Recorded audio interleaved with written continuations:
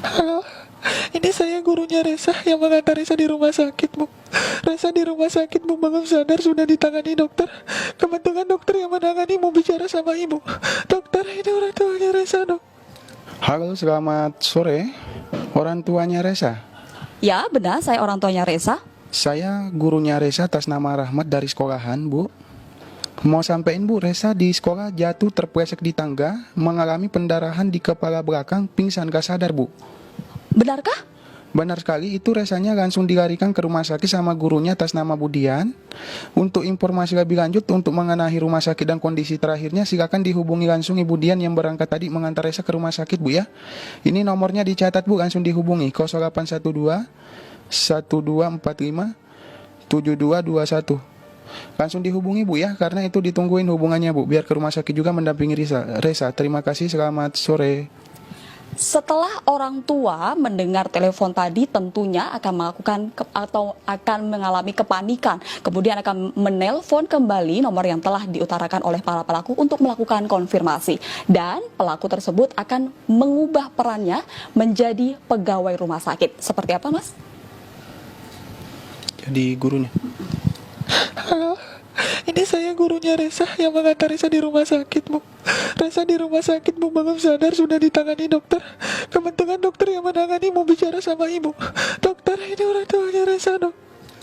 Dan setelah melakukan konfirmasi kepada gurunya tersebut, pelaku akan berpura-pura meminta uang untuk melakukan pembayaran di rumah sakit. Dan uang tersebut setiap kali melakukan penipuan berkisar antara berapa sih?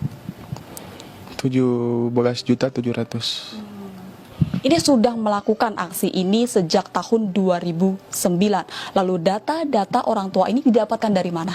Dari sekolah. Awalnya kita telepon sekolah untuk meminta data pribadi si siswa, berikut nomor telepon orang tuanya. Begitu aja. Oke, tindakan satu-satunya yang kita mau ambil sekarang ini, kita mau melakukan operasi tapi resikonya sangat tinggi. Dan satu-satunya jalan untuk menyelamatkan nyawanya, kita harus pasangkan alat sensor terapi kepala. Cuma masalahnya di rumah sakit, untuk ukuran kepala pasiennya kebetulan lagi kosong, adanya di apotik. Tolong Ibu bantu saya dulu ya, karena ini harus pihak keluarga yang menghubungi baru alatnya bisa dikeluarkan. Tolong telepon ke apotik. Penipu satu berpura-pura sebagai dokter di rumah sakit dan meminta alat medis. Jika korban terpedaya, penipu dua melanjutkan aksinya dengan meminta uang melalui transfer bank. Iya, atas nama Farmasi Jaya dalam kurung Joko, ya betul. Iya. Iya, nanti kan dikonfirmasi kalau sudah dibayar Pak, supaya langsung kita antar, Pak.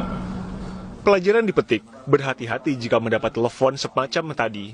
Bisa jadi niatnya jahat. Polisi baru saja menangkap 11 pelaku penipuan dengan berbagai macam modus.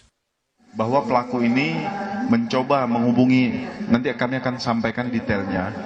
Jadi menghubungi orang tua murid bahwa anak tersebut kecelakaan di sekolah, patah, luka, sobek saraf, dan lain-lain, sehingga harus dilakukan operasi. Ada yang berperan sebagai guru, ada berperan sebagai dokter rumah sakit, ada yang berperan sebagai anak korban yang nangis-nangis, ada yang berperan membuka rekening, ada yang berperan mengambil hasil kejahatan itu. Jadi komplit. Lalu dari mana para pelaku mendapat data dan nomor telepon para korban?